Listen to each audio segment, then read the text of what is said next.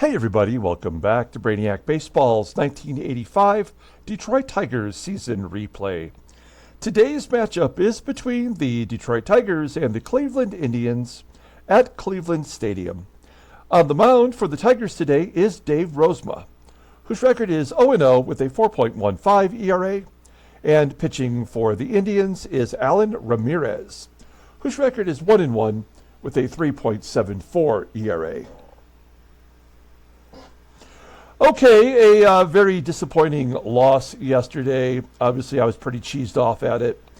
As that game progressed, it was very clear that we were not going to be able to stay on top to win that ball game.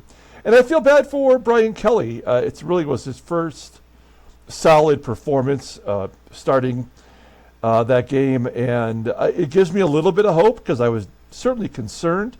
He ended up striking out 8 Red Sox batters in 6 innings. So that is a huge step in the right direction. But that was really the only positive. We scored 7 runs. We had 5 extra base hits. I think Glenn Wilson hit his first home run of the year. So there were some positives, but ultimately there was no chance we were going to win that ball game. We got thrown out on the base path twice with a catcher that was sub-80 arm. So I don't know, very frustrating. We had the day off. That's also a positive as we hopped in our jalopies and drove from Boston to Cleveland, where we'll face the Indians today at Cleveland Stadium. I just want to mention about Cleveland Stadium here. Wow, left-handers hitting home runs in Cleveland Stadium is 34% less likely. Right-handers hitting a home run in Cleveland Stadium is 6% less likely. Right-handed hitters have a 7% more likely chance to get a hit, and lefties have a 1% chance, 1% more of a chance to get a hit in Cleveland Stadium based on the stadium effect. So not really a hitter's stadium, and with this terrible pitching staff for the Indians, I think we're going to have a pretty good chance today to put up some runs against them. And, as long as we keep winning 2 out of 3 ball games like we did against the Twins, the White Sox, and the Red Sox, I'll feel pretty good about the season. So let's go ahead and get today's game started. As always, I appreciate everyone following along. Like and or subscribe to the channel. I received an email today, as maybe most of the previous purchasers of Baseball Mogul might have received, and it was a explanation regarding the 2024 version, in which it stated that there was 137 improvements to the gameplay, and that I like to hear because we already are suffering through some horrible gameplay this season so early on. And so it does entice me to want to buy the game just to check it out. And so I'm giving some serious consideration of giving another $30 or whatever it would cost me to buy the newest version of Baseball Mogul. There's a sucker born every minute, and I might be one of those. So I'm just spreading the news in case you're someone who may want to invest in the new version. Okay, Dave Rozema is getting the start today. He's had a lot of success against the Indians, as you can see. The current lineup is batting only 175 against him, and that's 102 plate appearances. All of our bullpen is available because we did have the day off. Our lineup versus Allan Ramirez, the highly paid free agent for the Indians. It's our lineup versus righties. It's basically everybody that we had in the game yesterday, or the final game against the Red Sox. Okay, and let's take a look at the official lineup rundown for the Detroit Tigers. Batting leadoff in center field is Willie Wilson. Batting second at first base is George Brett. Batting third at shortstop is Allan TRAMMELL. Batting cleanup in left field is Kirk GIBSON. Batting fifth and catching is Terry Kennedy. Batting sixth in right field is Glenn Wilson. Batting seventh and DHing is Kenny Smith. Batting eighth at shortstop is, batting eighth at third base is Doug Baker. And batting ninth is the second baseman, Sweet Lou Whitaker. Okay, Allan Ramirez. Excuse me. Allergies. I was just outside cleaning the pool, and I could just feel it getting into my lungs. I should have just taken an allergy pill. My bad. Allan Ramirez gets the start today. You can see that since we began our sim in 1980, he was called up for Baltimore. They've used him every year. I don't think he's missed a start since he became an everyday pitcher for Baltimore. So that's a surefire way to get yourself a big contract for the Indians. They desperately need one decent starter. Maybe Ramirez will be that starter for them. He is making his fourth start this year. He's 1-1 with a 3.74 ERA, 14 strikeouts and 21 2/3 innings pitched. Opponents are batting .238 against him. The fastball tops out at 95 miles an hour. Ground ball percentage is 46.9%. His fastball is the only decent pitch. I should say it's an elite level pitch. Rated a 96 and the changeup's rated an 82. Overall rated an 89. The 27-year-old righty is the free agent after the 1987 season. Let's look at his log. Took a loss versus Toronto. A win over his old team. Good for him, a little revenge. And then a no decision versus the Yankees. Okay. We'll take a look here at the Indians' defense. Not so good on the corners. At third base is someone named Jackson. Chuck Jackson. Hey, that's my namesake. That's my name. First base is Karl PAGEL. Yeah, we know he's always bad. And behind the plate is Mike Stanley, who has an 82 rating for an arm. Okay, here we go. Willie Wilson leading it off versus Allan Ramirez. This might be the only pitcher to give us some problems this series, as Wilson flies out to center field. Next man up is George Brett. Brett's averaged over 300. And an infield single to second. That'll get him on first with only one out. Now in the last game, we hit and run in this situation with Trammell, and it worked to our advantage. But now I'm seeing that Trammell has 3 career home runs versus Ramirez. So we're going to let the big dog eat. Trammell does not have a home run so far through 13 games. There's a ground ball to third. That's a double play. We go to the bottom of the first. Let's take a look at the Indians lineup for today. Batting leadoff at shortstop is Tony Fernandez. Batting second at first base is Karl PAGEL. Batting third and catching is Mike Stanley. Batting cleanup at DH is Cory SNYDER. Batting fifth in left field is Mike Young. Batting sixth in right field is Vaughn Hayes. Batting seventh at third base is Chuck Jackson. Batting eighth at second base is Juan Bonilla. And batting ninth is the center fielder, Dave Gallagher. Okay, Dave Rozema making his third start for the Tigers. He's been decent this year. No decisions yet. With a 4.15 ERA, 4 strikeouts and 13 innings pitched. More importantly, he's only walked one batter. His fastball tops out at 89 miles an hour. Ground ball percentage is 56% of the time. Only one good pitch left. That is the sinker, sitting right at league average. Everything else is not so good. Overall rated a 78. The 28-year-old right-hander is a free agent at the end of the year. He is on the block. Hate to trade away Dave Rozema, but I'm not sure what else he has to give us in the future. We take a look at our defense. We're solid everywhere. George Brett's playing first today. And behind the plate, once again, is Terry Kennedy, whose bat is speaking louder than his glove. He's got Tony Fernandez leading off. He's a switch hitter, batting .304. Maybe the only Indian, who has yet to face Rozema, and there's a base hit. So Fernandez has 90 speed. Someone to keep an eye on as Karl PAGEL steps in.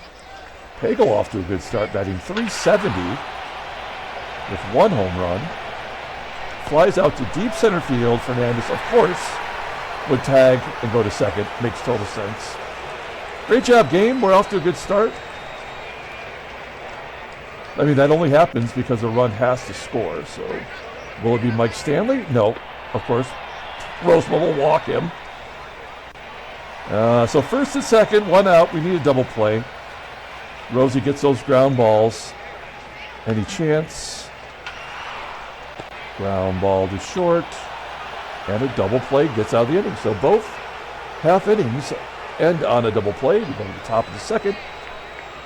And Kirk GIBSON will lead it off.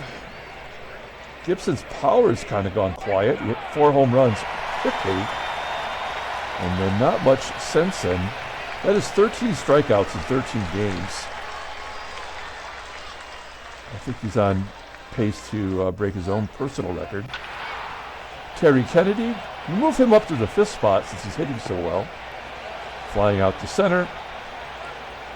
2 down for Glenn Wilson, who did finally hit a home run in the previous game, grounding out to first. A 1-2-3 inning for Ramirez. We go to the bottom of the second. And Mike Young will lead it off. Switch hitter, batting only .136. Pulls a ground ball to first. Brett stepping on the bag, 1 out.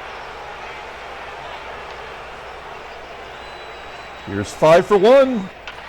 Von Hayes, a home run to right. That is Von Hayes' 3rd home run of the year.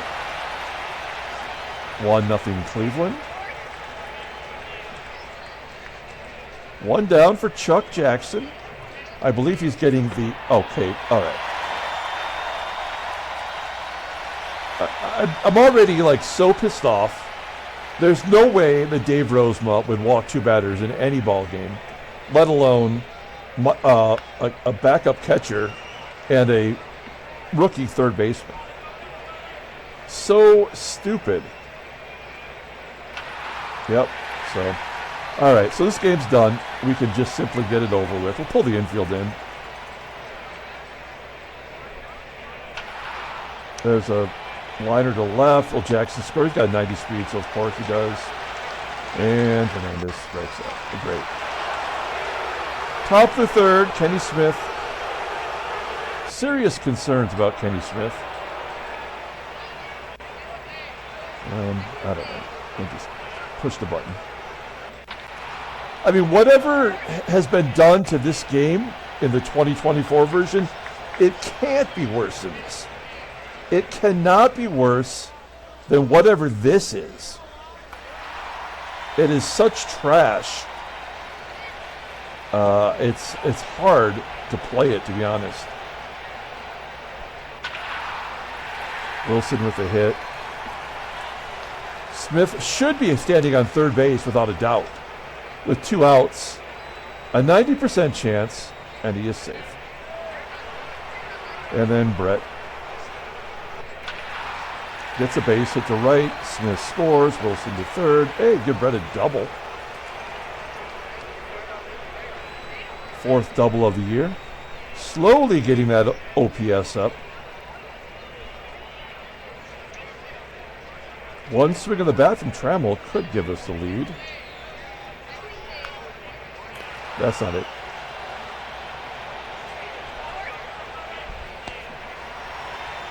All right, we get on the board. Here's Karl PAGEL. 3 for 1.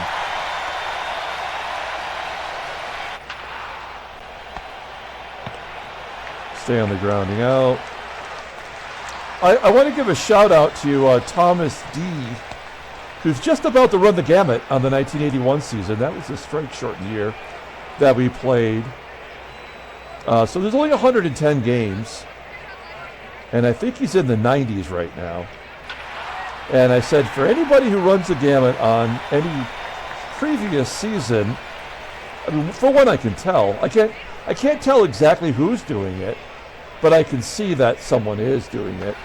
So if you make yourself known, when it's complete, I will send you something from my personal collection.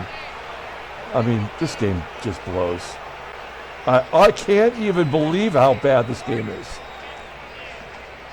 I can't justify giving them another $30 just for the hopes that they figured something out.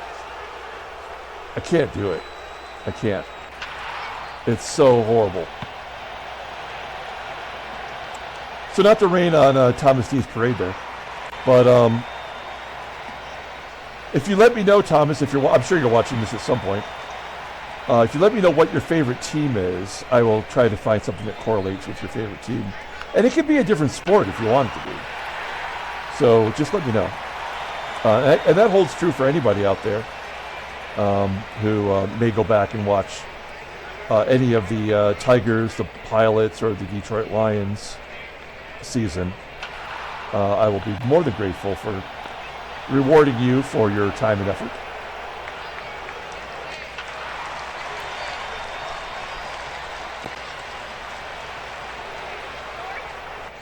Yeah, this game is so much better when you aren't even thinking about it. You're just pushing a button and moving on. Smith walks for the second time. We're going to try to drop a bunt.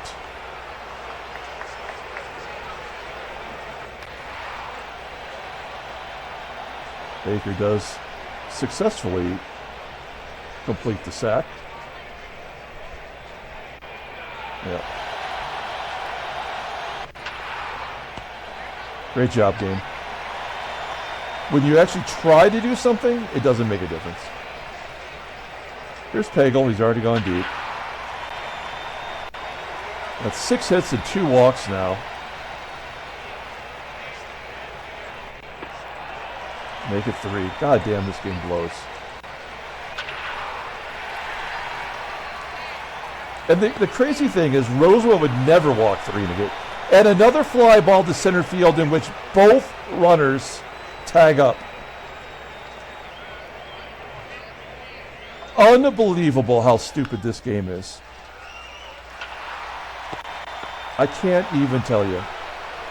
You have to see it for yourself. Now we got to intentionally walk Von Hayes. Maybe a wild pitch. Okay.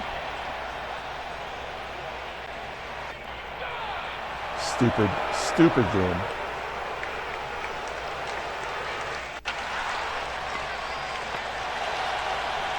And like, I'm totally ignoring the fact that Allan Ramirez, for some reason, is a 20-game winner in this sim. Like, I can get on board with that. You know, like let's just say somebody is getting an alternate career path, and you know and that's fine. Like, that's cool. I like it when players perform above the level that they played at in real life. This is just dumb, though. This is a double play. There's nothing we can do about it. Oh, the base hit gets past the third baseman. That's what happens when you have a schlub at third named Chuck Jackson. We tied the game up. Kennedy, where would we be as a team without Kennedy? That's his 5th double, 8th extra base hit already. Glenn Wilson could give us the lead. Nope.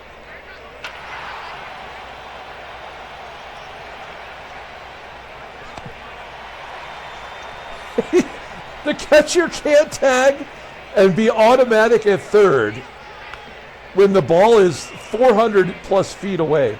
It's an 80% chance Kennedy is safe anyway. And there's the third walk for Kenny Smith. This godforsaken game.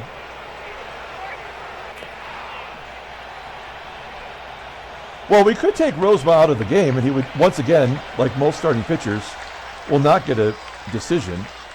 I like the fact that there's 2 righties here, so we may as well let him try. Yeah.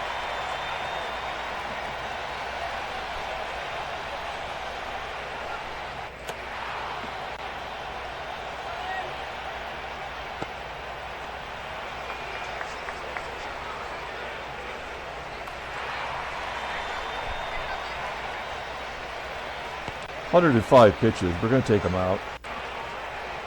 And bring in a lefty. We're going to bring in SNYDER, who's destined to give up some runs really quick. He has yet to give up any. This could be a 3-run home run waiting to happen.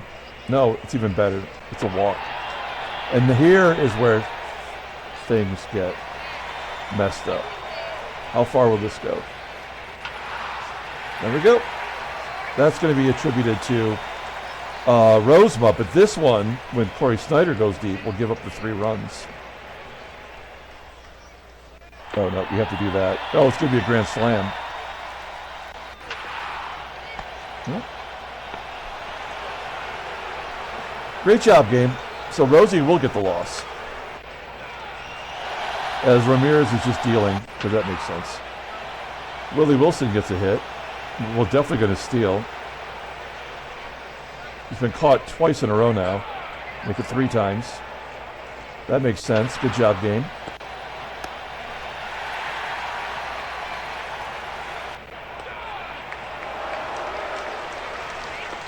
Just try to have him give up his runs. Nope, he only had to do that in the other inning to give up the go-ahead run.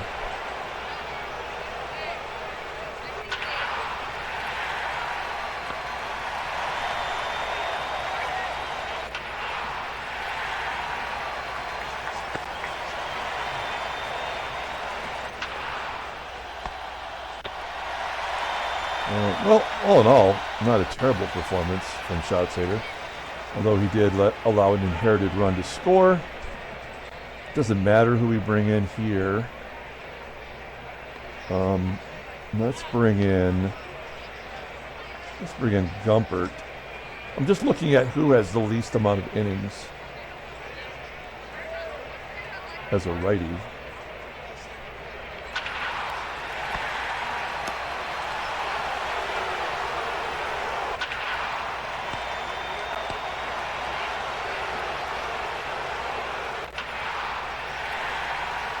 And we're down to the final 3 outs. So the Indians are going to win the first game 4-3. A complete game for Ramirez. That's what they're paying him for. This is his first complete game of the year, too, which makes no sense. We lost 2 in a row. So go to the standings. There you have it. National League headline news. Beretti had 11 strikeouts. That's amazing. Oh, yeah, because he's a free agent on Seattle. How's he doing this year? Let's look at his scouting report. 2-0, 3.24 ERA. Yeah, this is that's going to be a tough team to beat. All right, that's it. Transactions. Oh, I forgot to update Mike Brown. Mike Campbell's injured for Milwaukee. He was in single A anyway. Nobody cares about him but his mother. Let's go and pull up the box score and get out of here. Another stupid fucking game from Baseball Mogul. We're getting used to it. I guess we give player of the game to Kennedy just because he drove in a couple runs. He had to. That's the way the game gets tied so that the Indians can come back. That's the way the game's designed. Rosie does get the loss. He did not pitch terribly. He pitched exactly how he had to pitch. The 4 walks, I mean, that's absurd. It's insulting. We had 6 walks, 4 strikeouts. That's incredibly stupid. And losing to Allan Ramirez, there's no shame in that. For whatever reason, he's a really good pitcher in this game. And the fact that he won is not a big surprise. But the way the game gets to that finish line is absolutely absurd on every level. And that's why this game is the worst. All right. We're going to come back tomorrow and do it again. Until then, everyone, have a great day.